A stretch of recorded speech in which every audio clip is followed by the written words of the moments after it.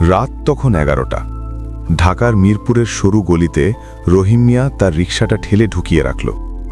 সারাদিন রোদে পুড়ে বৃষ্টিতে ভিজে প্যাডেল মেরেছে। পায়ের পেশিগুলো যেন আর নেই, শুধু ব্যথার অস্তিত্ব। কিন্তু মুখে একটুখানি হাসি। আজ 380 টাকা আয় হয়েছে। ঘরে ঢুকতেই দেখল তার স্ত্রী মিতু বইয়ের সামনে বসে আছে। টেবিলে একটা মোমবাতি জ্বলছে। মিতুর চোখ বইয়ের পাতায়, কিন্তু রহিমের পায়ের শব্দ পেয়ে মুখ তুলল। খেয়েছ? রাস্তায় একটা রুটি খেয়েছি। তুমি পড়ছ? কাল পরীক্ষা। রহিম চুপ করে বসে মিতুর মুখের দিকে তাকিয়ে রইল কিছুক্ষণ। এই মেয়েটাকে সে বিয়ে করেছিল 5 বছর আগে। বিয়ের পরেই মিতু বলেছিল, আমি পড়তে চাই, ডিগ্রি শেষ করতে চাই। রহিম একটু অবাক হয়েছিল, কিন্তু তারপর ভেবেছিল, মিতু যদি পড়তে চায় সে পড়াবে, নিজে না খেয়ে হলেও পড়াবে। রহিম মিয়ার জীবন কখনো সহজ ছিল না। বরিশালের প্রত্যন্ত গ্রামে জন্ম, বাবা দিনমজুর। ক্লাস 7-এর পর আর পড়া হয়নি।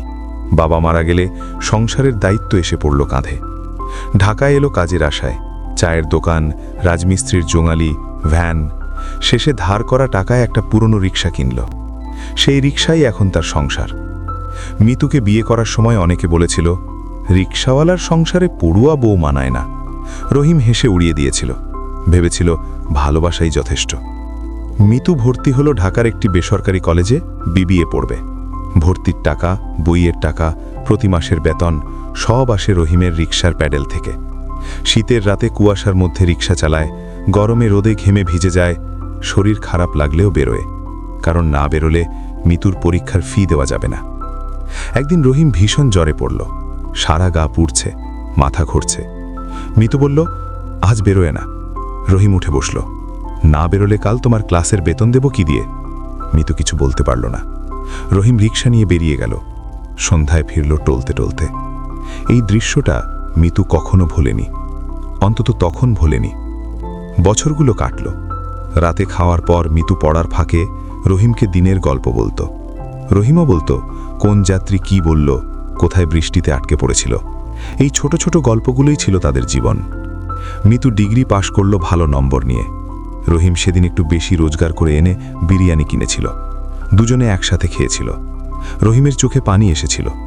তুমি কাঁদছ কেন? খুশিতে। তারপর মিতু চাকরির চেষ্টা শুরু করল। একটা মাঝারি বেসরকারি প্রতিষ্ঠানে চাকরি হলো, সানরাইজ ট্রেডিং কোম্পানি। অ্যাকাউন্টস ডিপার্টমেন্টে জুনিয়র অফিসার। প্রথম মাসের বেতন পেয়ে রহিমের জন্য একটা শার্ট কিনে এনেছিল। রহিম সেই শার্ট পরে হেসে বলেছিল, আমার বউ এখন চাকরি করে, আমি ভাগ্যবান। কিন্তু ধীরে ধীরে কিছু একটা পরিবর্তন হতে লাগলো। অফিসে মিতুর বস ছিলেন আরিফ হোসেন, বয়স 40-এর কাছাকাছি, চটকদার চেহারার, ব্যবসায়ী পরিবারের মানুষ, কোম্পানির অন্যতম পরিচালক। মিতু কাজে খুব মনোযোগী ছিল, তাই আরিফ সাহেবের নজরে পড়তে বেশি সময় লাগলো না। শুরুতে শুধু প্রশংসা, তারপর বিশেষ দায়িত্ব, তারপর প্রমোশন। মিতুর বেতন বাড়ল, পোশাকে পরিবর্তন এলো, চাল চলনে নতুন আত্মবিশ্বাস এলো। রহিম লক্ষ্য করত, কিন্তু কিছু বলতো না। ভাবত মিতু এগিয়ে যাচ্ছে, এটাই তো ভালো। একদিন মিতু ফিরল রাত 10টায়। রহিম অপেক্ষা করছিল। রাতের খাবার ঠান্ডা হয়ে গেছে। এত রাত কেন? অফিসে কাজ ছিল।